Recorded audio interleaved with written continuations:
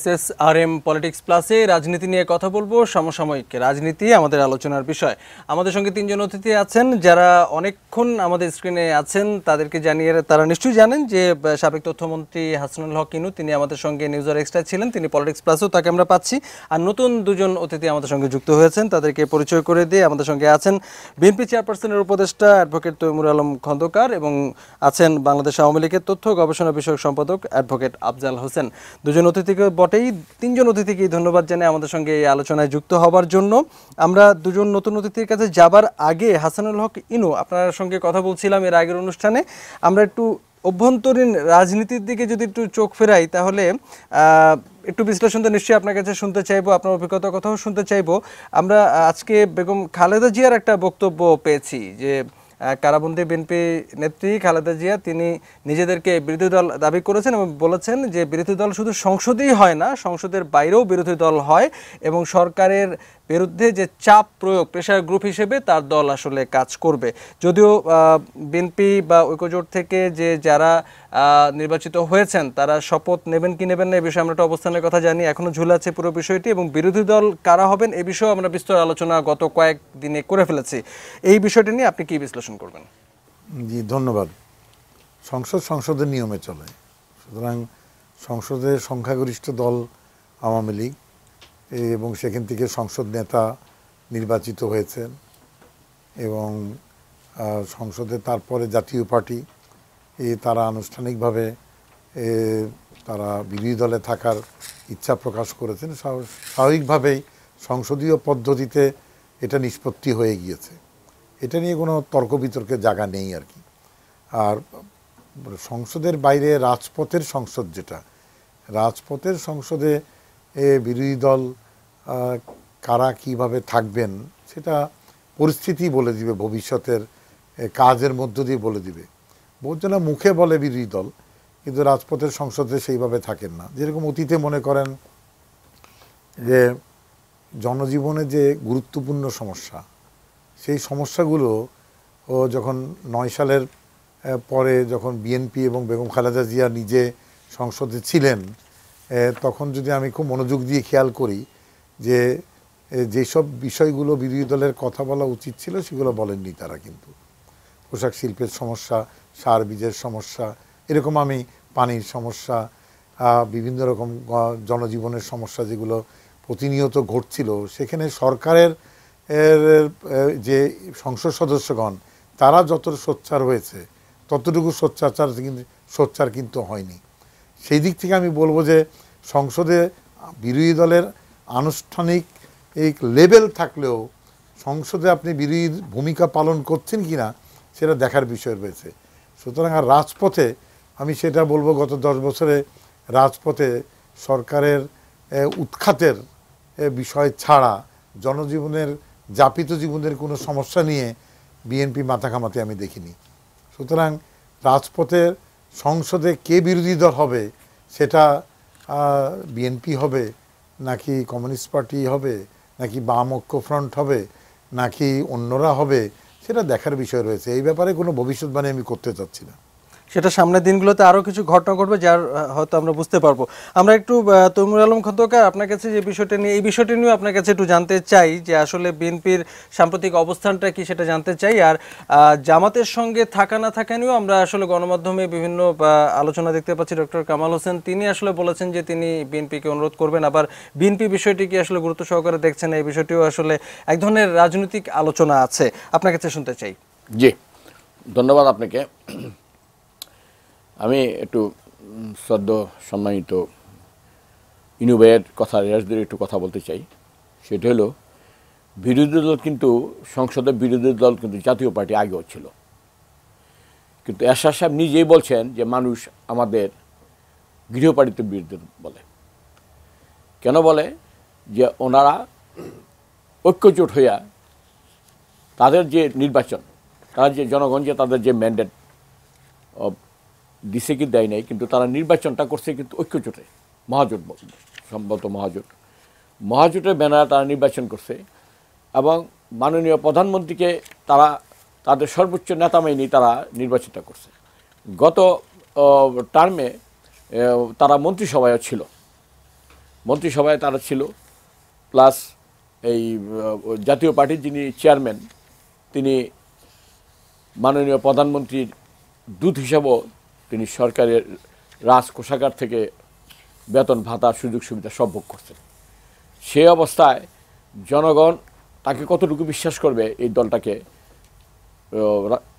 তাদের বিরোধী দল হিসাবে জনগণের কথা বলার জন্য এবং জনগণের পারপাসটা সার্ভ করার জন্য একটা বিষয় আছে। তদুপরি এটা তো গত টার্মের কথা গেল, এবারও যে তারা নির্বাচনটা করছে, এই নির্বাচনটা কিন্তু করছে এই মহাজোটের নেতৃত্বেই, মাননীয় প্রধানমন্ত্রীর নেতৃত্বে তাদের নির্বাচনটা হয়েছে। সিট ভাগাভাগি যা হয়েছে প্রধানমন্ত্রীর নির্দেশক্রমে হয়েছে। তো সেই হিসাবে তারা জনগণ আস্থা কতটুকু করতে পারবে এবং এই জনগণের দাবি দেওয়া নিয়ে এটা কি যে ফটো সেশন করবে না পরিত্যভাবে ফাইট করবে, এটা একটা বিষয় আছে। আরেকটা বিষয় হলো বলতে চাই যে বিএনপি জনগণের পক্ষে সবসময় কথা বলে আসতেছে, কিন্তু বিএনপির তো জান বাঁচে না। এই যে একটা নতুন একটা সিস্টেম চালু করছে যে এটা কি বলে গাইবি মকদ্দমা, বাংলাদেশে এমন কোনো থানা নাই এখন পর্যন্ত গাইবি মকদ্দমা হচ্ছে এবং এখন পর্যন্ত হাজার হাজার মানুষ এই হাইকোর্টের বারিন্দাতে গিয়া ঘুরে তাদের জামিনের জন্য, এবং জামিনটা হাইকোর্টের তো হয়ে যাওয়ার পর 4 সপ্তাহ জামিন দিল বা 5 সপ্তাহ 6 সপ্তাহ দিল, তারা লোয়ার কোর্টে যাওয়া মাত্র তাদেরকে জেলখানায় পাঠায় দেয়। জুলুম অত্যাচার কিন্তু এখন পর্যন্ত শেষ হয় নাই। এই অবস্থায় চলতেছে। হাইকোর্টের এবং কোর্ট কাছারি, ম্যাজিস্ট্রেট কোর্ট, জজ কোর্ট এই বারিন্দায় দিতে বিএনপিকে অনেক সময় দিতে হয় এবং নির্বাচন হয়ে গেছে 30 তারিখে, এখন পর্যন্ত অনেক লোক বাড়িতে যেতে পারে নাই। অনেকের যে দোকান বন্ধ করে তালাবদ্ধ করে দিয়েছে, অনেকে বাড়ির মধ্যে গিয়ে হামলা করছে, মারামারি করছে, পিটাপিটি করছে, আরও অনেক ঘটনা তো আপনি টাইম টু টাইম এটা দেখতেছি। এই অবস্থায় এই 10 বছরের জন্য আপনি স্টিমুলার চালানোর পরও বিএনপি টিকে আছে, ইনশাল্লাহ রাজপথে বিরোধী দল থাকবে। কিন্তু মানে জাতীয় সংসদে না থেকে রাজপথে আসলে আমরা গত 10 বছর আসলে বিএনপির যে উপস্থিতিটা দেখেছি, মানে সামনের দিনগুলোতে আসলে কতখানি তা কার্যকর থাকবে? এই নির্দলীয় তত্ত্বাবধায়ক সরকারের যে সিদ্ধান্তটা, এটা কিন্তু ইনু ভাইয়েরা তখন এর মধ্যে পার্টির ছিলেন, মাননীয় প্রধানমন্ত্রী ছিলেন, জামাত ইসলামী ছিল। সেখানে কিন্তু এই রাজপথের থেকেই এই স্লোগানটা উঠছে এবং রাজপথের থেকে সিদ্ধান্ত হয়েছে এবং এই সিদ্ধান্তটা কিন্তু শেষ পর্যন্ত সংবিধানেই গিয়া কার্যকর হয়েছে। তো রাজপথও একটা পার্লামেন্ট, এটাকে মানতে হবে, এটা জনগণের মূল পার্লামেন্ট এবং সেই জনগণের পার্লামেন্টের সাথে বিএনপি থাকবে। আমরা আসলে আরো বিস্তারিত আকারে শুনতে চাইবো যে আসলে কতখানি কার্যকারিতার বিষয়টি আপনি আসলে কিভাবে ব্যাখ্যা করতে চাইবেন। আমরা একটু অ্যাডভোকেট আফজাল হোসেনের কাছেও বিষয়টি শুনে আসতে চাই যে বিরোধী দল যে আমরা দেখলাম যে নিরঙ্কুশ বিজয় আওয়ামী লীগের, এবং তারপর থেকে আমরা একটা বিষয়ে রাজনৈতিক বিশ্লেষকরা আলোচনা করছেন যে জাতীয় সংসদে গণতন্ত্রের জন্য আসলে একটা শক্তিশালী বিরোধী দল খুবই জরুরি একটা উপকরণ বা উপাদান। সেক্ষেত্রে একটা শক্তিশালী বিরোধী দলের অনুপস্থিতি নিয়ে এর আগেও আলোচনা হয়েছে, এখনও আলোচনাটি হচ্ছে, এবং বিএনপির এই ভরাডুবির কারণে সেই অনুপস্থিতিটা বা অভাবটা রয়ে গেল কিনা এই আলোচনাটাও আসলে পুরনো। এখন বেগম খালেদা জিয়া আজকে বলছেন যে তারা রাজপথে থেকেই তারা সেই বিরোধী দলের অভাবটা পূরণ করবেন। এটি আসলে কতখানি কার্যকর হতে পারে বলে আপনার কাছে মনে হচ্ছে, যেখানে তিনি যখন আসলে কারাগারে বাইরে ছিলেন তখন আসলে বিএনপির কি উপস্থিতি আমরা দেখেছি, আবার এখন তিনি কারাগারে এবং নির্বাচনেও আসলে কিছুটা প্রভাব পড়েছে বলে অনেকে মনে করছেন, আপনি কিভাবে দেখেন? আমি আসলে বেগম খালেদা জিয়ার বক্তব্যকে ইতিবাচক হিসাবেই দেখতে চাই, এই কারণে যে আসলে বাংলাদেশের রাজনীতিতে বেশ কয়েক বছর অথবা নিকট অতীতে যা ঘটেছে তাতে কিন্তু এই রাজনৈতিক দল সংসদে যাবে, একটা সংসদীয় ব্যবস্থার সরকারের মধ্যে বিরোধী দল একটা ছায়া সরকার হিসাবে কাজ করে। কিন্তু এখানে দেখা গেছে বিএনপি, জামাত, এই যে সাম্প্রদায়িক গোষ্ঠী, তারা বাংলাদেশে যে রাজনীতিটা করেছে এটা মানে নেগেটিভ রাজনীতি। তাদের উদ্দেশ্য হলো সরকারকে পতন করানো এবং ওই বাংলাদেশের নামক এই রাষ্ট্রের যে আগামী দিনে এগিয়ে যাওয়া, গণতন্ত্রকে সংহত করা এবং স্বাধীনতা সার্বভৌমত্বকে অক্ষুণ্ণ রাখার জন্য নিরলসভাবে কাজ করে যাওয়া যে মানুষটি, এবং দেশের উন্নতি, অগ্রগতি এবং একটা দেশটাকে একটা সুদূরপ্রসারী লক্ষ্য যাত্রায় নিয়ে যাওয়ার জন্য একটা স্বপ্ন যাত্রায় পুরো বাঙালি জাতিকে যিনি নিয়ে গিয়েছেন, তিনি আমাদের মাননীয় প্রধানমন্ত্রী বঙ্গবন্ধু কন্যা দেশরত্ন শেখ হাসিনা। তাকে কিভাবে মানে রাজনৈতিকভাবে নিঃশেষ করে দেওয়া যায় অথবা তাকে শারীরিকভাবে নিঃশেষ করে দেওয়া যায়, এইরকম একটা সর্বগ্রাসী চেষ্টা নিয়ে যে দল বাংলাদেশে রাজনীতি করে, সুতরাং সেই রাজনীতি কিন্তু তাদের দায় দায়িত্বের জায়গা থেকে তখন কিন্তু ওই যে আমরা যেটা প্রত্যাশা করি একটা যে সুন্দর একটা বিরোধী দল থাকবে, তারা পার্লামেন্টে গঠনমূলক আলোচনা করবে, অথবা ইনু ভাই একটু আগে যে কথাটা বললেন যে যাপিত জীবনের যে সকল দাবি দেওয়া থাকে সেই দাবি দেওয়া নিয়ে কাজ করবেন, তা কিন্তু করে নাই। কিন্তু এখানে মানুষদের বিশ্বাসের জায়গাটা কিন্তু নড়বড় হয়ে গিয়েছে। এই বিরোধী দল অথবা বেগম খালেদা জিয়া তাকে মানে সংসদীয় সরকারের বিরোধী দল তিনি না, কিন্তু তারপরও তিনি যে বিরোধী দলের কাজটি করতে চান তার প্রতি মানুষের বিশ্বাসের জায়গা কিন্তু ওই জায়গায় নাই। এই কারণে কৃষক সার আনতে গিয়ে জীবন দিয়েছে তার সরকারের সময়, অথবা কানসাটে বিদ্যুৎ চাইতে গিয়ে শ্রমিকরা নিহত হয়েছে, এবং রাজনৈতিক কর্মকাণ্ড করতে গিয়ে রাজনৈতিক প্রতিহিংসার শিকার হয়ে এই বাংলাদেশে যারা রাজনৈতিকভাবে সেই রকম মানে কালারফুল পলিটিশিয়ান যারা অনেকেই ছিলেন তাদেরকে জীবন দিতে হয়েছে। যেমন শ্রমিক নেতা হাসানুল্লাহ মাস্টারকে জীবন দিতে হয়েছে, তারপর মমতাজ ভাইকে জীবন দিতে হয়েছে, মানে অর্থনীতিবিদ এস এম কিবরিয়াকে জীবন দিতে হয়েছে, তাই না? এইরকম বাংলাদেশের রাজনৈতিক অনেক নেতাকর্মীদের জীবন দিতে হয়েছে, হাজার হাজার নেতাকর্মী জীবন দিয়েছে, এবং সংখ্যালঘু সম্প্রদায় তাদেরকে দেশছাড়া করা হয়েছে নির্বাচনে শুধু একটা মার্কায় ভোট দেওয়ার অপরাধে। সুতরাং সেই জায়গায় দাঁড়িয়ে যে বাংলাদেশের মানুষ কিন্তু এই কথাটাকে বিশ্বাস করতে চায় না যে তারা বিরোধী দলের ভূমিকা পালন করবেন, অথবা দেশে তারা সেই রকম সরকারের একটা সুষ্ঠু চিন্তাভাবনা নিয়ে গঠনমূলক আলোচনা করে তারা মানুষকে সংঘবদ্ধ করতে পারবেন, সেই জায়গাটা কিন্তু আমি মনে করি সুদূর পরাহত হয়ে গেছে। আমরা তৈমুর আলম খন্দকার নিশ্চয়ই এই বিষয়ে বলবেন, আমরা তার কাছেও যাব, তবে একটা ছোট্ট বিরতি নিয়ে আমরা এই আলোচনায় ফিরতে চাই। রাজনীতি নিয়ে কথা বলছি, দর্শক নিশ্চয়ই সঙ্গে থাকবেন।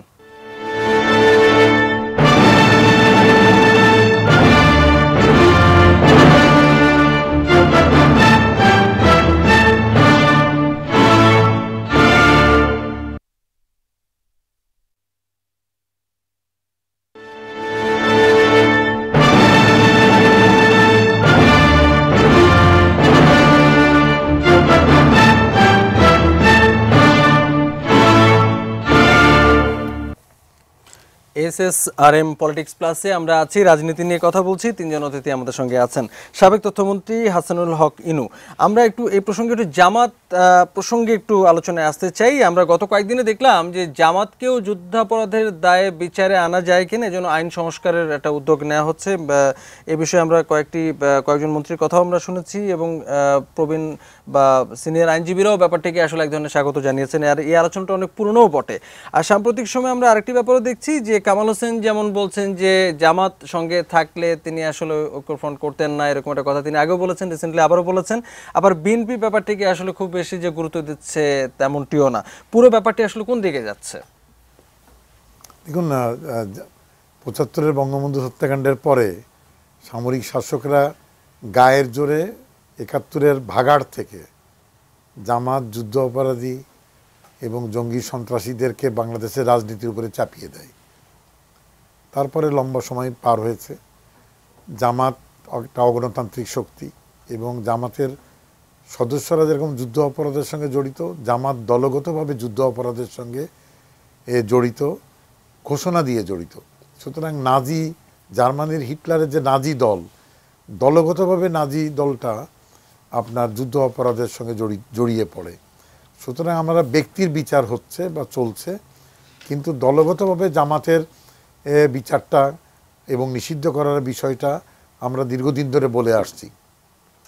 এখন সাম্প্রতিককালে এই ব্যাপারটা বিবেচনায় এনে নিষিদ্ধ করা যায় কিভাবে যায় সেটা খতিয়ে দেখছে। এটা আমি স্বাগত জানাচ্ছি। আমি মনে করি এই জায়গাটা কোনো ছাড় দেওয়ার জায়গা নাই।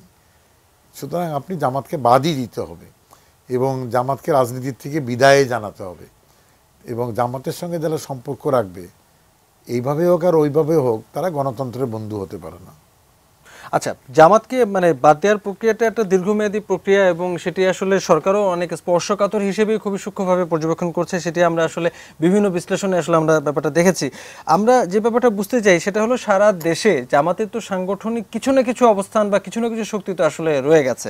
যদি জামাতকে নিষিদ্ধ করা হয় বা এরকম একটা শাস্তিমূলক একটা ব্যবস্থা যদি যাওয়া হয়, তাহলে এই সাংগঠনিক যে অস্তিত্বটা সেটি আসলে শেষ পর্যন্ত আসলে কোথায় যাবে, বা সেটি কি আন্ডারগ্রাউন্ডে চলে গিয়ে কোনো নাশকতা বা ওরকম কোনো অস্থিতিশীলতা তৈরি করার কোনো ঝুঁকি তৈরি করবে?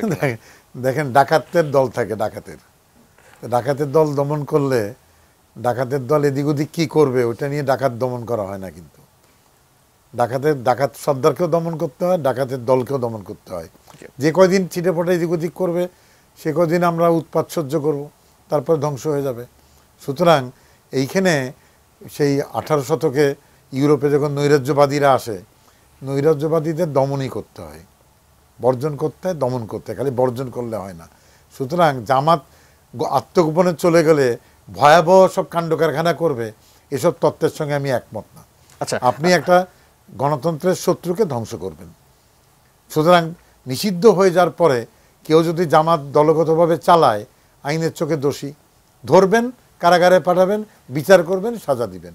এটা নিয়ে অত মাথা ঘামানোর কিছু নাই। আর আমরা জঙ্গি সন্ত্রাস দেখেছি 10 বছরে। আপনি কঠোর নীতি নিয়েছেন বলে আজকে শান্তি পাচ্ছেন। আপোষের নীতি নিলে কিন্তু এতদিন আরও মানুষ মারা যেত কিন্তু, তাই না? সুতরাং এটা নিয়ে মাথা ঘামাচ্ছি না আমি। আমরা এই প্রসঙ্গটা নিয়ে আরো কিছু আলোচনা আপনার কাছ থেকে শুনতে চাইবো। অ্যাডভোকেট তৈমুর আলম খন্দকারের কাছ থেকে জানতে চাই বিএনপির আসলে অবস্থান কি সাম্প্রতিক। জি, একটু কথা বলতে হয় যে জামাত নিয়ে কথা বললে জামাতের একজন প্রতিনিধি যদি নিয়ে আসছেন তবে তাদের সাথে সামনে কথা বললে এটা ভালো হতো, বা তাদের ব্যাখ্যাটা নিলে। এখানে আমি একটা কথা বলতে চাই যে কথার আগে আমার কথাটা হলো জামাতের তার রাজনীতিটা পরিষ্কার করতে হবে। আজকে যারা 60 বছরের নিচে বয়স তারা তো স্বাধীনতার সময় তাদের কোনো পার্টিসিপেশন ছিল না, কারণ 47 বছর বয়স হয়ে গেছে স্বাধীনতার, আর 10-15 বছরের আগে তো একটা মানুষ পার্টিসিপেশন করতে পারে না। তারপরে আমার বক্তব্য রইল যে দেশ যারা স্বীকার করবে না তাদের তো এখানে রাজনীতি করতে পারবে না, এটি স্বাভাবিক কথা। কিন্তু এই মর্মে তাদের বক্তব্যটা ক্লিয়ার হওয়া উচিত যে তারা কি চায়। পাশাপাশি আমি মনে করি আওয়ামী লীগ সরকার জামাতকে নিষিদ্ধ ঘোষণা করবে না, করলে তারা এতদিন করে ফেলতো। এটা তাদের একটা রাজনৈতিক ফায়দা, এবং এটাকে বিএনপিকে স্বাধীনতা বিরোধী পক্ষ বানানোর জন্য বা বিএনপিকে সাম্প্রদায়িক বানানোর জন্য এই জামাতকে এই সরকারটিকে। আপনাকে ঠিক এখানে থামে আবার আপনার কাছে ফিরবো। এই যে প্রসঙ্গে আপনি বললেন এই প্রসঙ্গে অ্যাডভোকেট আফজাল হোসেন কি বলতে চান শুনে আবার আপনার কাছে ফিরছি। জি, আওয়ামী লীগ সরকার জামাতকে নিষিদ্ধ করবে কি করবে না সেটা বিএনপির অথবা তাদের কাছ থেকে আমাদের নসিহত শোনার কোনো প্রয়োজন নাই। এই কারণে আওয়ামী লীগ যেটা করে এটা কিন্তু পরীক্ষিত সত্য হলো যেটা 2008 সালে আওয়ামী লীগ তার নির্বাচনী ইস্তেহারে ঘোষণা করেছিল যে যুদ্ধাপরাধীদের বিচার আমরা করব, এবং বাংলাদেশের মানুষ রায় দিয়েছে। আমরা ক্ষমতায় এসেছিলাম এবং সেই ক্ষমতায় আসার পরে এদেশের মানুষের প্রত্যাশা অনুযায়ী জামাতের বড় বড় যুদ্ধাপরাধী যারা ছিল তাদের বিচার হয়েছে, ফাঁসিতে তারা লটকিয়েছে, এবং সেই বিচার প্রক্রিয়া অব্যাহত আছে। এবং বাংলাদেশে জামাত অথবা এই যুদ্ধাপরাধীদের সাথে গাঁটছড়া বেঁধে বিএনপি এবং তাদের যে রাজনৈতিক প্রধান পুরুষ মানে জিয়াউর রহমান, তার সময় এই যে বাংলাদেশে তাদেরকে ক্ষমতার সাথে সন্নিবেশিত করা হয়, এবং জিয়াউর রহমানের স্ত্রী বেগম খালেদা জিয়া তাদেরকে মন্ত্রিত্ব দিয়েছে, পতাকা দিয়েছে, এবং আমাদের মুক্তিযুদ্ধের শহীদের সাথে বেইমানি করেছে চরমভাবে। সুতরাং এই বাংলাদেশে এই নির্বাচনে বাংলাদেশের মানুষ তার সমুচিত জবাব দিয়েছে।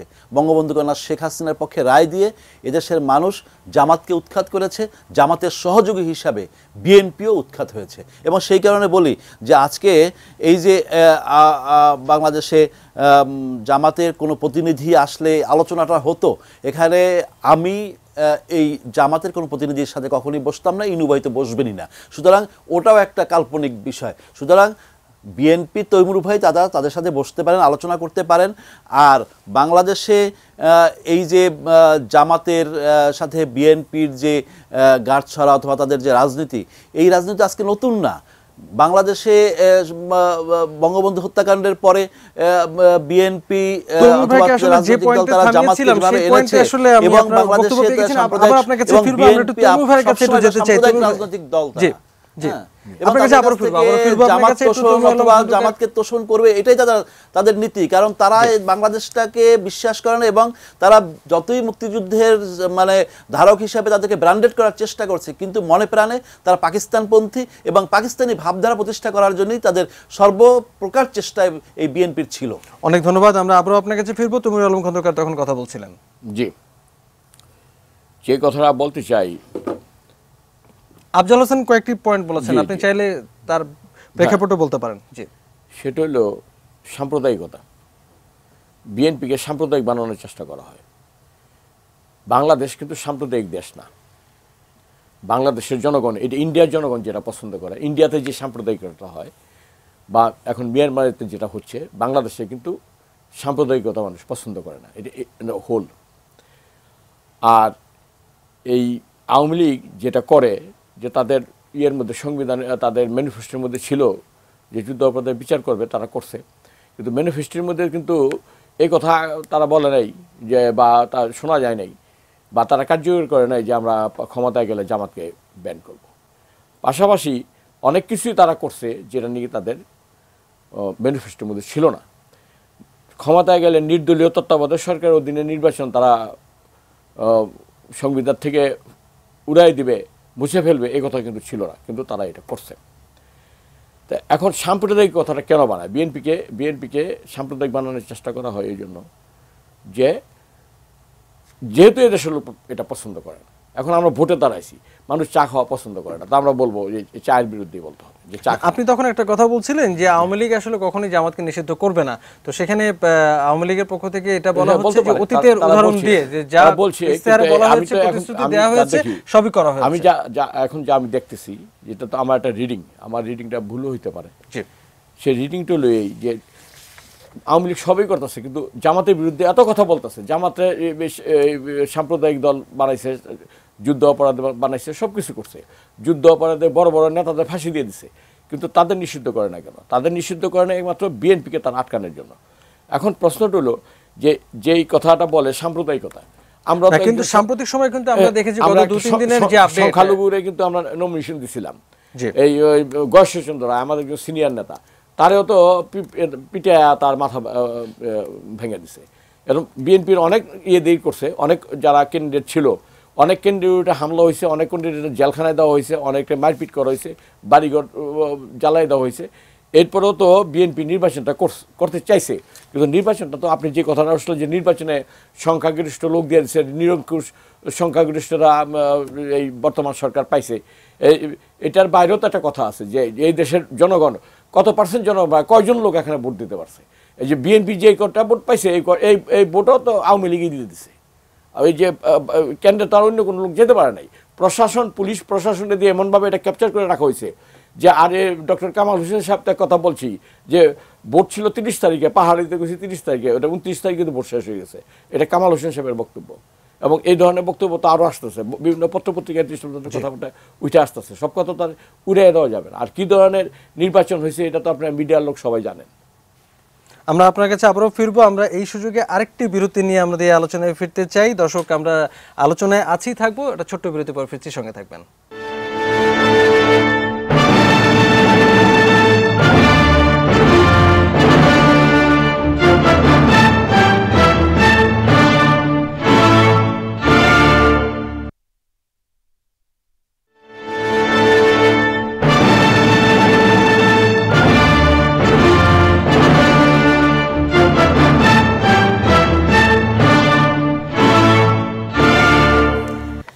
SSRM পলিটিক্স প্লাসের আলোচনায় আছি।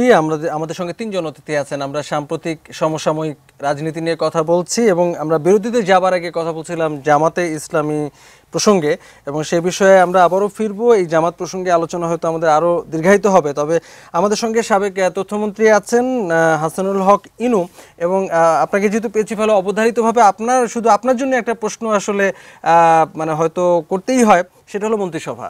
আমরা এবার যেটি আসলে দেখছি যে নতুন যে মন্ত্রিসভাটি গঠন করা হয়েছে সেখানে কিন্তু মহাজোটের শরিক দলের যারা আগে মন্ত্রী ছিলেন, আপনি নিজেও মন্ত্রী ছিলেন, সেখানে কিন্তু আমরা আসলে কাউকে দেখিনি। এবং এটা নিয়ে আমরা মন্ত্রিসভা শপথ নেবার পরপরই কিন্তু মানে অনেকের যারা সদ্য মানে মন্ত্রী ছিলেন কিন্তু এখন আর নেই, তাদের অনেক কারো মতামত পেয়েছি এবং কীরকমভাবে তা আপনারা নিচ্ছেন সেই বিষয়টি আমরা এর মধ্যে শুনেছি। আপনি আসলে এটাকে কীভাবে কী বার্তা দেখেন? যেমন রাশেদ খান মেনন তিনি বলেছেন যে এটি একটি সাহসী পদক্ষেপ, কিন্তু অসুবিধাটা হলো যে এটি পুরোপুরি আওয়ামী লীগের মন্ত্রিসভা হয়েছে। আবার মন্ত্রিসভাতে দপ্তর বন্টনের পরে আমরা দেখেছি যে এটাকেও অনেকে হয়তো সাধুবাদ জানাচ্ছেন যে অনেক চিন্তার বা সুদূরপ্রসারী অনেক ভাবনার প্রতিফলন হয়তো রয়েছে। আপনার বিশ্লেষণ একটু সামনাসামনি শুনে নিতে চাই। মানে এক লাইনের ব্যাপার, জি কথা জোটের রাজনীতি একরকম, আর মন্ত্রিসভা গঠন করার এখতিয়ার হচ্ছে মাননীয় প্রধানমন্ত্রী জি বা সংখ্যাগরিষ্ঠ দলের নেতার।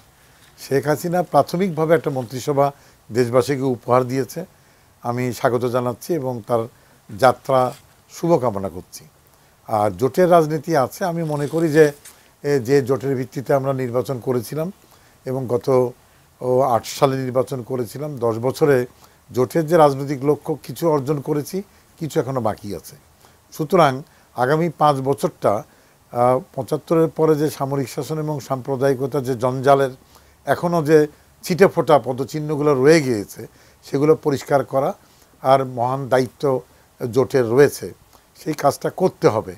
আর আমি আবারও বলছি, শেখ হাসিনা দেশবাসীকে একটি মন্ত্রিসভা উপহার দিয়েছেন, এটা একটা প্রাথমিক পদক্ষেপ। মন্ত্রিসভা চলার সময়ের সঙ্গে তাল মিলিয়ে ছোট হয়, বড় হয়, কাটছাঁট হয়, এটা নিয়ে আমি মাথা ঘামাচ্ছি না। মাথা ঘামাচ্ছি যে রাজনৈতিক দায়িত্বটা আছে সেই দায়িত্বটা সম্পন্ন করতে হবে এবং সেখানে এই মুহূর্তে দুটো বড় কর্তব্য আছে। যে বিপুল বিজয় অর্জন হয়েছে, বিজয়টাকে সংহত করা এবং যে বিএনপি জামাত জোট যে চক্রটা পরাজিত হয়েছে তাদের পুনরুত্থানের সকল ফাঁক ফোকর বন্ধ করে দেওয়া, এই দুটো কাজ অত্যন্ত গুরুত্বপূর্ণ। বাকি থাকলো যে চলমান অর্থনীতির অগ্রগতিটা রক্ষা করে আরেক ধাপ এগিয়ে নিয়ে যাওয়া এবং দুর্নীতি ও সুশাসনের বিষয়টা মনোযোগ দিয়ে মোকাবেলা করা, এগুলো হচ্ছে রয়েছে। আর এখানে যে প্রশ্ন আপনারা করেছেন একটু আগে, তৈমুর ভাই বললেন, দেখেন গায়েবী মামলা বলে কিছু নাই, আইনদের চোখে জাহিরি মামলা আছে। শুধু গায়েবী মামলায় মামলা হয় না, কিন্তু জাহিরি মামলায় কারা কারা জড়িত আছে। সংলাপের সময় মাননীয় প্রধানমন্ত্রী কিন্তু বিএনপির নেতা ফখরুল সাহেবকে বলেছিলেন যে আপনার দলিল দস্তাবেজ সহ আমাদের দিবেন, আমরা জাহিরি মামলাগুলো দেখব। সুতরাং গায়েবী মামলায় আমরা বিশ্বাস করি না, জাহিরি মামলা আছে, সেই মামলাগুলো আমরা খতিয়ে দেখব। আরেকটা বিষয় আছে, কামাল হোসেন সাহেব, এটা বলবো কি, একটা বিজ্ঞাপন ছিল, আগে ছিলাম বোকা এখন হইলাম বুদ্ধিমান। বহুদিন আগে বাংলাদেশের টেলিভিশনে এই বিজ্ঞাপনটা চলতো, কিন্তু আগে ছিলাম বোকা এখন হইলাম বুদ্ধিমান। ডক্টর কামাল হোসেন এবং তার মানে সাথীরা তারা ভোটে জেতার জন্যে বিএনপি জামাতকে সঙ্গী নিয়েছিল, ভোটে হারার পরে এখন জামাত বাদ। উনি এখন বুদ্ধিমান হয়েছেন, স্বাগত জানাচ্ছি। কামাল হোসেন সাহেব ভবিষ্যৎ না, কিন্তু নির্বাচনের আগেও বোধহয় কামাল হোসেন কয়েকটি গণমাধ্যমে বলেছিলেন যে জামাত যুক্ত হবে জানলে তিনি হয়তো, উনি তো একেবারে দুধের শিশু, ধোয়া তুলসী পাতা, ভোটে জেতার জন্য জামাতকে ত্যাগ করেননি, তখন বিএনপি জামাতের সঙ্গে হাত মিলিয়েছিলেন এবং বিএনপি জামাতের যে ঐক্যফ্রন্ট, সেই ঐক্যফ্রন্টের মাথা হওয়ার চেষ্টা করেছিলেন, কিন্তু উনি জানতেন না ঐক্যফ্রন্টের মাথা হচ্ছে বিএনপি আর লেজ হচ্ছে ডক্টর কামাল হোসেন। আমি দুঃখিত এরকম একটা মন্তব্য করার জন্যে, মুরব্বী মানুষ, তো উনি আগে ছিলেন বোকা, সেজন্য জামাতের সঙ্গে ঐক্য করেছিলেন, তলে তলে ভোটে জিতবেন, বিপুল বিজয়, ক্ষমতায় যাবেন, হেরে গিয়েছেন, এখন জামাত ত্যাগ করবেন, বিএনপিকে উনি ত্যাগ করবেন, এটা আমি দিব্য চোখে দেখছি। দুদিন অপেক্ষা করেন, বিএনপিকেও ছেড়ে দিবেন উনি। আমরা একটু তৈমুর আলম খন্দকার কি বলতে চান শুনতে চাই। বিএনপি এমন একটা দল যে ডক্টর কামাল সাহেবের উপরে নির্ভর করে বিএনপি দল না। ডক্টর কামাল হোসেন সাহেব বা কারোর উপরে নির্ভর করে বিএনপিকে চলতে হবে সেরকম দল বিএনপি না। সঠিক। যে যত কথাই বলুক, এই সরকারের মাথা ব্যথা কিন্তু বিএনপিকে নেই। বিএনপি কম্প্রোমাইজ করে নাই, বিএনপি মন্ত্রিসভায় যাওয়ার চেষ্টাও করে না, যাইতেও চায় না। অন্যান্য দল সবাই কিন্তু তাদের মন্ত্রিসভায় তার পজিশনটা ঠিক রাখার জন্য ওই সরকারের সাথে হাত মিলাইছে। রাইট অর রং বিএনপি কিন্তু কথা বলে জনগণ যেটুকুই কথা বলে জনগণের পক্ষে কথা বলে, এবং অন্যান্য দল যারা আছে এবং এই যে বর্তমান যে বিরোধী দল হয়েছে সাবেক রাষ্ট্রপতি এরশাদ সাহেব, তার পক্ষে তো সরকারের বিরুদ্ধে কোনো কথা বলা কাপড় স্টেপ নেওয়াই সম্ভব না। এমনি সম্ভব যেটা ধরেন এটা মুখরোচক কথা যা অনেক হয় তিনি বলবেন, তিনি দু একটা কথা বলেনও, কিন্তু কথাটা হলো যে ইন অ্যাকশন সরকারকে মুখোমুখি হওয়ার এই ক্ষমতা এই ইয়ার নাই, এরশাদ পার্টি নাই। ডক্টর কামাল সাহেব সম্বন্ধে যে কথাটা বলা হচ্ছে যে এটা ঠিক যে তিনি তো যাচাই বাছাই করেই বিএনপির সাথে গেছেন, যাচাই করা উচিত ছিল ওনার। তো উনি যখন উচিত এখন তিনি যেটা ভালো মনে করবেন, কিন্তু বিএনপিকে ডক্টর কামাল হোসেন সাহেবের উপরে নির্ভর করে রাজনীতি করতে হবে এই দল কিন্তু বিএনপি না। বিএনপিকে অনেক অপবাদ কথাবার্তা বলা যাবে, বলতেছেন ওনারা বলেন, কিন্তু এই পল্টন ময়দান ভর্তি করতে বলেন আর সরার উদ্যানে যদি লোক ভর্তি সমাবেশে বক্তৃতা করতে হয় সেখানে কিন্তু বিএনপিকে লাগবে।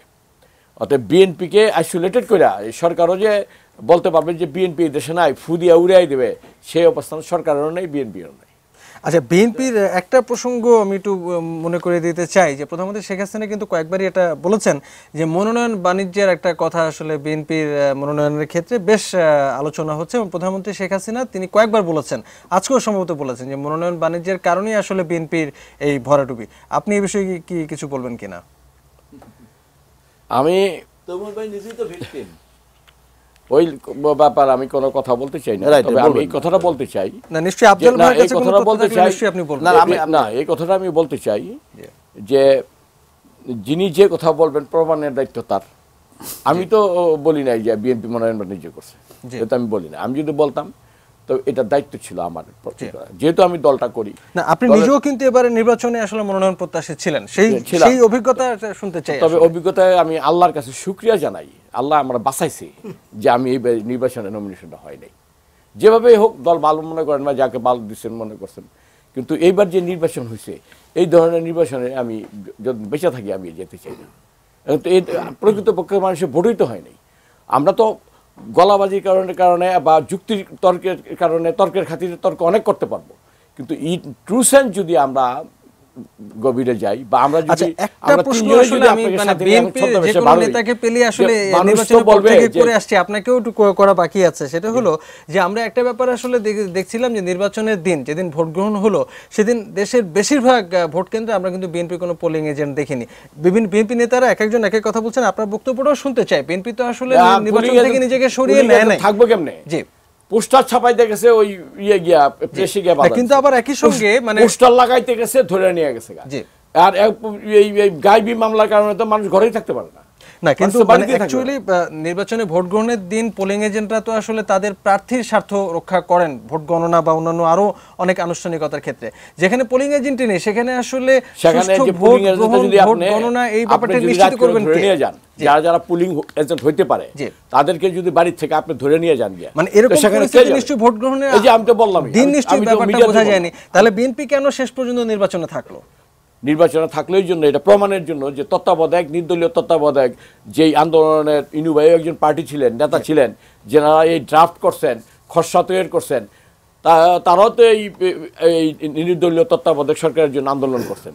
এই বিএনপি প্রমাণ করলো যে নির্দলীয় তত্ত্বাবধায়ক সারা এই দেশে বাংলাদেশে এই যারা এই উপনিবেশবাদ যে প্রশাসন, যারা ব্রিটিশের তৈরি এই প্রশাসন, এই পুলিশ দিয়া নিরপেক্ষ নির্বাচন হবে না। আফজাল হোসেন নিশ্চয়ই অনেক কিছু বলার জন্য জমিয়েছেন, আপনি তো আমাকে সময় দিচ্ছেন না।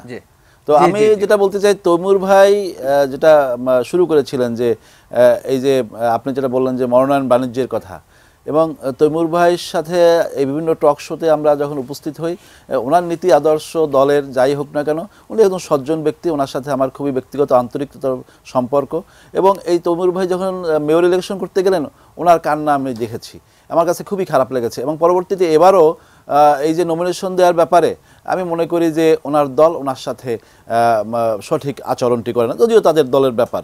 তারপরও যেটা বলতে চাই যে এই যে একটা রাজনৈতিক দল তারা নির্বাচন করবে। নির্বাচনের সাংগঠনিক প্রক্রিয়া, মানুষের মধ্যে বিশ্বাস আস্থার জায়গায় কিন্তু প্রার্থীদের নিয়ে যেতে হবে এবং সেই জায়গায় তারা নির্বাচনের আগে তারা এক এক জায়গায় 3 জন 4 জন করে প্রার্থী দিয়েছে এবং প্রার্থী কোনটা যে আসল প্রার্থী সেটা কিন্তু শেষ মুহূর্ত পর্যন্ত তারা মানে ভোটাররা বুঝতে পারে না। আর যেটা হলো যে সব সময় এই যে তারা গায়েবী একটা জিনিস বলার চেষ্টা করে না, তারাও কিন্তু একটা গায়েবী কোনোভাবে ক্ষমতায় যাওয়ার স্বপ্ন এটা প্রায় 1 দশক ধরে দেখে আসছে এবং কোনো সময় সেই গায়েবী আওয়াজও আসে না, তার ক্ষমতায় যেতে পারছে না। এখন এই যে একটা অবস্থা, এখন এই জায়গা থেকে বিএনপির উত্তরণের কোনো পথ আছে বলে আমি জানি না। আর কামাল হোসেনের একটা বিষয়, সেটা আমি ইনু ভাই খুবই পরিষ্কারভাবে বলেছেন যে তার সাথে আমি টোটালি একমত। তবে বিএনপির মতো একটা সন্ত্রাসী অগণতান্ত্রিক দলের মধ্যে অথবা তাদেরকে সাথে নিয়ে উনি গণতন্ত্রের স্বপ্ন দেখেছেন অথবা গণতন্ত্র বাস্তবায়ন করতে দেখেছেন। আবার যারা দেশের স্বাধীনতা সার্বভৌমত্ব বিশ্বাস করে না, বাংলাদেশের মাটির সাথে যাদের কোনো সম্পর্ক নাই, যারা পাকিস্তানি ভাবধারা বিশ্বাস করে এবং এদেশের স্বাধীনতা সার্বভৌমত্বের সময় হত্যা খুন ষড়যন্ত্র করেছে এবং মানুষের সাথে বেইমানি করেছে, এই রকম জামাত শিবির তাদের সাথে ঐক্য করে উনি আবার জনগণের যে মালিকানা, তাহলে এই জনগণ কারা? এই জনগণ তো মুক্তিযুদ্ধের চেতনায় বিশ্বাসী বাংলাদেশের জনগণ। সুতরাং উনি কাদের মালিকানা প্রতিষ্ঠা করতে চান সেটাও কিন্তু পরিষ্কার করতে পারেন নাই। সুতরাং এই যে সামগ্রিক যে অবস্থা, বিএনপির এই লেজেগোবরে অবস্থার মধ্যে তারা শেষ মুহূর্ত পর্যন্ত নির্বাচন করার জন্য একটা কর্মী সমাবেশ ঘটানো, ভোটের কেন্দ্রের মধ্যে আশেপাশে আপনি যেটা বলছিলেন যে মানুষের কাছে ভোটার স্লিপ পৌঁছে দেওয়া থেকে শুরু করে সামগ্রিক যে প্রচার কর্মকাণ্ড, সেটি কিন্তু বিএনপি করতে পারে নাই। আর আরেকটা যেটা সবচাইতে দুর্বলতা যেটা ছিল বিএনপি, সেটা হলো যে বঙ্গবন্ধু কন্যা দেশরত্ন শেখ হাসিনা তার ক্যাবিনেটের সদস্য ছিলেন আমাদের শ্রদ্ধেয় ইনু ভাই থেকে শুরু করে, তারা বাংলাদেশটাকে অর্থনৈতিকভাবে এমন জায়গায় নিয়ে গিয়েছেন এবং সেই জায়গায় আজকে রাষ্ট্রনায়কোচিত একটা ভাববে বঙ্গবন্ধু কন্যা শেখ হাসিনার যে অনন্য উচ্চতা, সেই জায়গায় অন্য একটি রাজনৈতিক দল তারা নির্বাচন করছে জোট করে তাদের নেতাকে, তারা আগামী দিনে এই দেশের প্রধানমন্ত্রী কে হবেন মানুষের কাছে এইটাও কিন্তু পরিষ্কার ছিল না। সুতরাং সব কিছু মিলিয়ে এই যে বাংলাদেশ রক্ষার জন্য যে একটা সামগ্রিক ঐক্য, অতীতে যেটা হয় নাই কখনো, যে প্রশাসনের কর্মকর্তারা তারা চিন্তা করেছেন যে এই যখন লতিফুর রহমান তত্ত্বাবধায়ক সরকারের প্রধান ছিলেন তখন উনি শপথের পরপরই এসে হোমওয়ার্কের মাধ্যমে উনি একটা প্রশাসনের মধ্যে এমনভাবে তুগলকি কাণ্ড ঘটালেন, সুতরাং একটা ভীতিকর অবস্থা। এবং আবার বাংলাদেশে 2001 সালের নির্বাচনের পরে যেভাবে রক্তাক্ত হয়েছে, এইরকম একটা রক্তাক্ত অবস্থায় বাংলাদেশের মানুষ যেতে চায় না, সংখ্যালঘু সম্প্রদায় দেশছাড়া হতে হয়েছে। অথবা আওয়ামী লীগের মুক্তিযুদ্ধের পক্ষের সকল মানুষরা তারা মনে করেছে যে এই গত কয়েক বছরের বুদ্ধিজীবীদের উপর যে হামলা হয়েছে, সংস্কৃতি সেবীদের যে হামলা হয়েছে, এই সকল ঘটনায় মানুষের মধ্যে আতঙ্ক ছিল।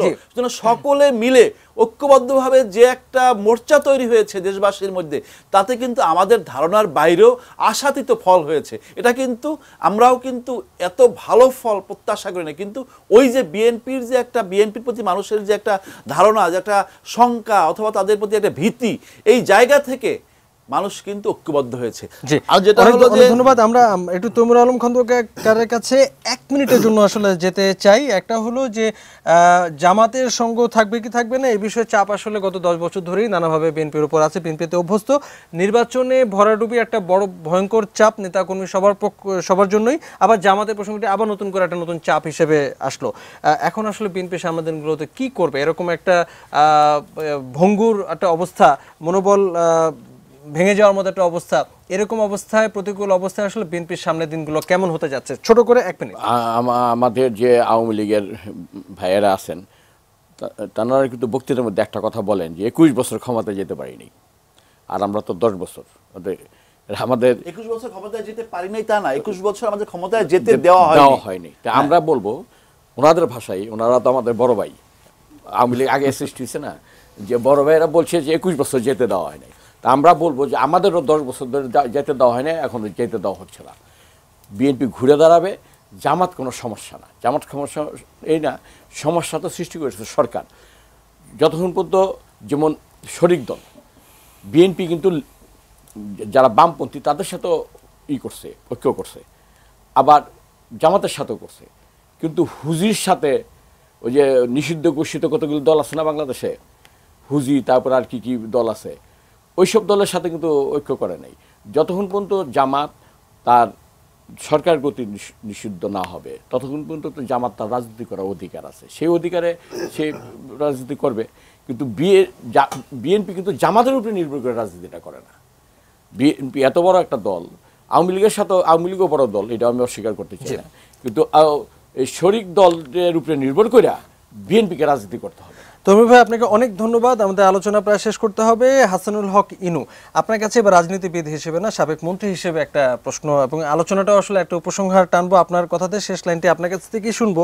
সেটি হলো যে আমরা গত 10 বছরে আসলে মহাজোট সরকারের কাছ থেকে একটা ব্যাপার কিন্তু বারবার শুনেছি, প্রধানমন্ত্রী শেখ হাসিনা যেটা কয়েকবার বলেছেন, সেটা হলো গণমাধ্যমের স্বাধীনতার বিষয়টি এবং গণমাধ্যমের যে সম্প্রচার অনেক টেলিভিশন নতুন আমরা দেখেছি যে অনুমোদন পেয়েছে এবং গণমাধ্যম আগের চেয়ে অনেক বেশি পরিসরে আমরা আসলে হতে দেখি। আবার একই সঙ্গে আপনি তখন মন্ত্রী ছিলেন, আমরা ডিজিটাল নিরাপত্তা আইনের যে কয়েকটি ধারা নিয়েও কিন্তু আসলে কোনো মহল থেকে আমরা আসলে সমালোচনা বা এটা নিয়ে আপত্তির কথাটিও আসলে শুনছি। এই বিষয়ে আসলে আপনার এখন আপনি এটাকে কিভাবে দেখেন, কি বলতে চাইবেন সেটা আমরা শুনে নিতে চাই। আর রাজনীতি নিয়ে আপনার শেষ কথাটা দিয়ে আজকে আলোচনা শেষ করব। এখন কিন্তু বলছে বর্তমান মন্ত্রী, বোধহয় আইনমন্ত্রী, যে ডিজিটাল আইন পরিবর্তন হবে না। জি জি, সম্ভবত আইনমন্ত্রী সম্ভবত। দেখুন, এই মুহূর্তে বাংলাদেশ এবং পৃথিবীতে দুটো সবচাইতে ভয়াবহ সমস্যা, একটা হচ্ছে জঙ্গি সন্ত্রাস, আরেকটা হচ্ছে সাইবার অপরাধ। এবং এই দুটো মোকাবেলা করার উপর নির্ভর করছে গণতান্ত্রিক সমাজ টিকবে কি টিকবে না, বা আপনি আনন্দের সঙ্গে গণতান্ত্রিক সমাজের সুফলগুলো ভোগ করবেন কি করবেন না। বাংলাদেশ ডিজিটাল সমাজের দিকে এগিয়ে যাচ্ছে। সুতরাং ডিজিটাল যে জগৎ তৈরি হচ্ছে, সেখানে সাইবার অপরাধীদের উৎপাত থেকে এই সমাজকে, ডিজিটাল জগৎটাকে রক্ষা করা দরকার। সেই জন্য ডিজিটাল নিরাপত্তা আইন বা ডিজিটাল অপরাধ আইন এটা অত্যন্ত জরুরি কর্তব্য। শুধু বাংলাদেশই নয়, সারা বিশ্বে এই ধরনের আইন তৈরি করতে বাধ্য হচ্ছে সরকার। ডিজিটাল নিরাপত্তা আইন গণতন্ত্রকে রক্ষা করে, মানুষের অধিকারকে রক্ষা করে, ডিজিটাল জগৎকে রক্ষা করে, নারী শিশুর পবিত্রতা সম্মানকে রক্ষা করে, মানুষের ব্যক্তিগত জীবনকে রক্ষা করে, রাষ্ট্রের নিরাপত্তা দেয় এবং অর্থনৈতিক প্রতিষ্ঠানের নিরাপত্তা দেয়। অপব্যবহার, অপপ্রয়োগের ঝুঁকিটাকেই সবার সামনে আনছেন। আপনি যখন বললেন 54 ধারা, 54 ধারা আজকে প্রায় 200 বছর ধরে আছে। 54 ধারার অপপ্রয়োগ হয় না? হয়। প্রতিকার কোথায়? আদালতে। প্রতিকার কোথায়? সংসদে, প্রহরী সংস্থায়। সুতরাং প্রত্যেক আইনের কোনো ব্যক্তি যখন প্রয়োগ করে, সেই ব্যক্তি পর্যায়ে অপপ্রয়োগ ওই ব্যক্তির দোষ, রাষ্ট্রের দোষ না। কিন্তু ডিজিটাল নিরাপত্তা আইন সাংবাদিকদের উদ্দেশ্যে করা হয়নি। আমরা নির্বাচনের দিন খুলনার একটি ঘটনার কথা আমি দেখেছি। এখানে আপনারা সাতক্ষীরার ছাগল নিয়ে ঘটনা দেখেছেন। সুতরাং নিম্ন পর্যায়ের কর্মচারীদের বোধ সময় বাড়াবাড়ি হয়। এই বাড়াবাড়ির জন্য মূল আইনকে আপনি নাকচ করতে পারেন না। ডিজিটাল নিরাপত্তা আইন আসার পরে ডিজিটাল জগৎ, ফেসবুক, টুইটারে উস্কানি, তারপর হলুদ সাংবাদিকতা, তারপরে সাম্প্রদায়িক হাঙ্গামা বানানোর এটা কমে গেছে। কিন্তু সুতরাং ডিজিটাল নিরাপত্তা আইন গণমাধ্যমের জন্য না, এটা তথ্য মন্ত্রণালয় করেনি, কিন্তু টেলিকম মন্ত্রণালয় করেছে। এবং আমি সাবেক হই আর বর্তমান হই, তথ্যমন্ত্রী হিসাবে আমি মনে করি ডিজিটাল নিরাপত্তা আইন সাংবাদিকদের ভয় পাওয়ার কোনো কারণ নাই। যারা মিথ্যাচার করে, যারা সাম্প্রতিক রেকর্ড আসলে বলছে যে সাংবাদিকরাই কি বেশি শিকার হচ্ছেন কিনা। সাংবাদিকরা, আপনি যদি মনে করেন এখানে বহুত সাংবাদিক না, এরকম ব্যক্তির বিরুদ্ধে মামলাটা চালু হয়েছে। তবে ডিজিটাল নিরাপত্তা আইনের যে ডিজিটাল ট্রাইব্যুনাল গঠন করা হয়েছে, সেটা যখন চালু হবে তখন কিন্তু বহুত সহজ হয়ে যাবে। মনে রাখবেন, ডিজিটাল নিরাপত্তা আইন কিন্তু ডিজিটাল কোর্ট, ডিজিটাল উকিল, ডিজিটাল জজ, ডিজিটাল আদালত, এটা দিয়ে যখন চালু হবে তখন এটার অপব্যবহার নাই বললে তখন থাকবে না। আমরা নিশ্চয়ই আপনাকে আরেকদিন একটু বড় সময় ধরে পাবো এবং এই বিষয়টা নিয়ে আমরা একটু বড় করে আলোচনা করব, চেষ্টা করব। এটা আপনারা বর্তমান টেলিকম মিনিস্টারকে নিয়ে একটু আলোচনা করেন। নিশ্চয়ই সেদিন আপনাকে নিশ্চয়ই আমরা মানে পাওয়ার আশা রাখি। আমরা সব উত্তর আমি দিব, এটা হতে পারে। আমরা এটা নিয়ে বড় করে একদিন নিশ্চয়ই আলোচনা করব। আর আজকের আলোচনার সময় আমাদের এখানেই শেষ। আমরা ধন্যবাদ জানাই হাসানুল হক ইনুকে, ধন্যবাদ জানাই আমাদের অন্য দুজন অতিথিকে আলোচনায় যুক্ত হওয়ার জন্য। দর্শক, কথা বলছিলাম SSRM পলিটিক্স প্লাসের রাজনীতি নিয়ে, অনেক বিষয় নিয়ে কথা হলো। এতক্ষণ যারা আমাদের সঙ্গে ছিলেন সবাইকে ধন্যবাদ এবং শুভরাত্রি জানিয়ে শেষ করছি।